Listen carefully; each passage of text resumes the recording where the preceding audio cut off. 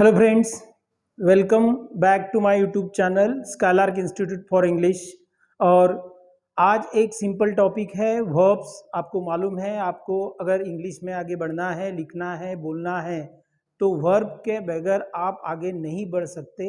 That's very very important topic and you need to understand and you need to study it very seriously. तो आज का जो topic है, मैंने verb के जो अलग अलग टाइप्स है उसको और आसान तरीके से मैं आपको समझाने जा रहा हूँ।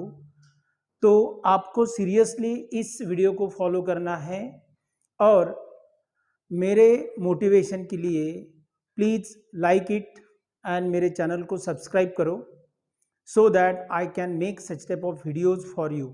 Now see here verbs.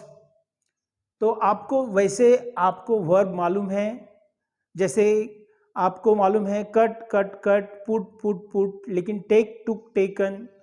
कुछ वर्ब के थ्री फॉर्म सेम होते हैं, कुछ के सेम होते नहीं हैं। कुछ वर्ब को स्ट्रॉन्ग वर्ब बोला जाता है, कुछ वर्ब को वीक वर्ब बोला जाता है। और some verbs are very confusing. लेकिन आप अगर थोड़ा सीरियसली वर्ब के पीछे लगे तो आप खुद वर्ब फॉर्म भी कर सकते हो। एडजेक्टिव से भी आपको वर्ब बनाते आएंगे और नाउन से भी आपको वर्ब बनाते आएंगे।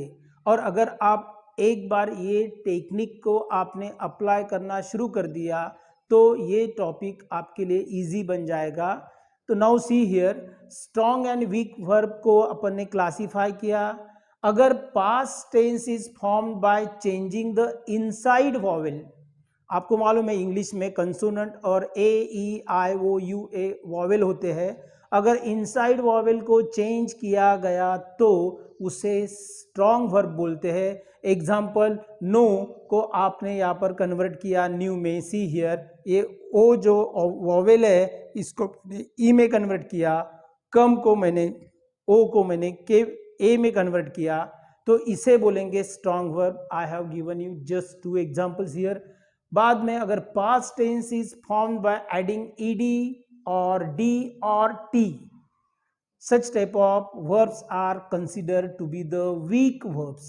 See here, ed अगर लगता है, there are so many verbs जिसको आप ed लगा सकते हो, d लगा सकते हो और t लगा सकते हो। यहाँ पर मैंने सिर्फ दो एग्जाम्पल दिए हैं, लर्न का लर्न किया, लाप का लाप किया। तो such type of verbs are called weak verbs. तो ये होगा एक first topic, you need to understand this.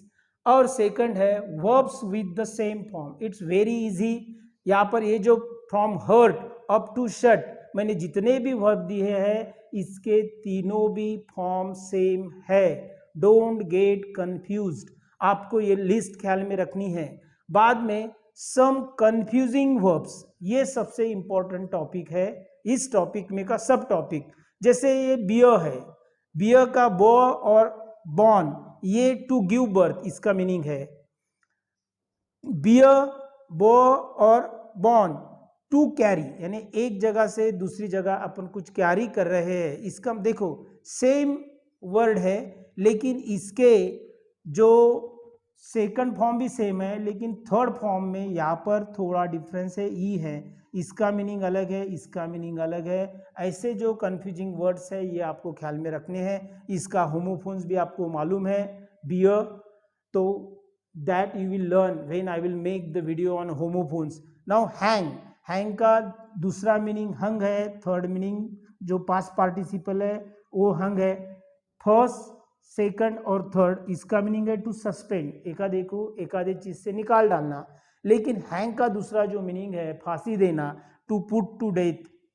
तो यहाँ पर इसका सेकंड फॉर्म ईडी से बनता है, सेकंड थर्ड फॉर्म ईडी से बनता है। ये प्रेजेंट टेंस, पास्ट टेंस और इट इज पास्ट पार्टिसिपल।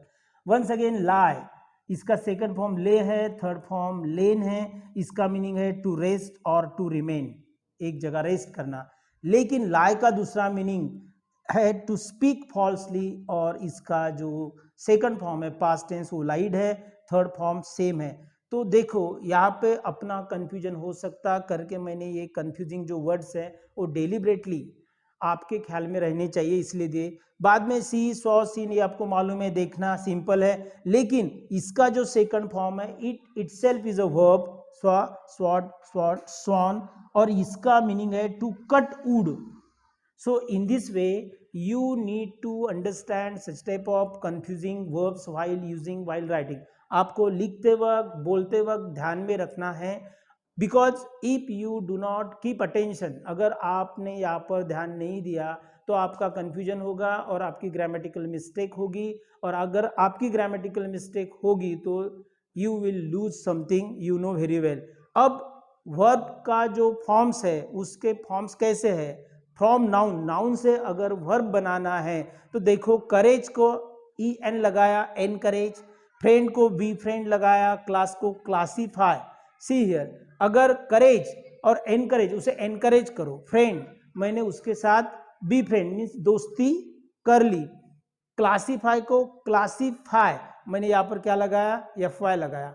अब फ्रॉम एडजेक्टिव, एडजेक्टिव से मैं कैसे वर्ब बनाता हूँ, रिच को एनरिच, फ्रेश को रिफ्रेश, मैंने री लगाया, आरी, यहाँ पे भी मैंने रिच को एनरिच लगाया, फ्रेश को रिफ्रेश लगाया, लूज को लूजेन, मॉडर्न को मॉडर्नाइज।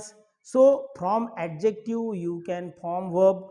अब by adding prefixes and suffixes, कोई भी इंग्लिश के वर्ड के आगे और बाद में, आगे अगर आप कुछ लगाते हो तो उसे प्रीफिक्स बोला जाता है, और बाद में अगर आप कुछ लगाते हो तो उसे सफिक्स बोला जाता है। तो bye adding prefixes and suffixes ये लगा के भी आप वर्ब बना सकते। फॉर एग्जांपल, लार्ज को मैंने यहाँ पर एनलार्ज किया, श्योर को एनश्योर किया, नोबल को एन नोबल किया, डार्क को मैंने डार्केन किया, सी हियर, वाइड को मैंने वाइडेन किया।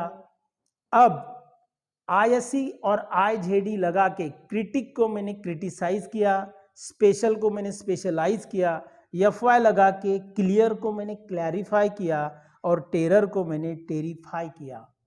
So in this way if you cultivate this habit, अगर आपको ऐसी आदत लगी और आपने वर्ब से आपको वर्ब बनाने हैं, तो आपको एडजेक्टिव का कैसे बनाने का है वर्ब, नाउन का वर्ब कैसे बनाने का, और प्रीफिक्स और सफिक्स को कैसे यूज करने का, कंफ्यूजिंग वर्ड्स क्या होते हैं, और स्ट्रॉन्ग एंड वीक वर्ब्स क्या होते हैं, ये सब बातें आपको ध्यान में रखनी है वर्ब ए टॉपिक को पढ़ते वक्त और वर्ब को यूज करते वक्त।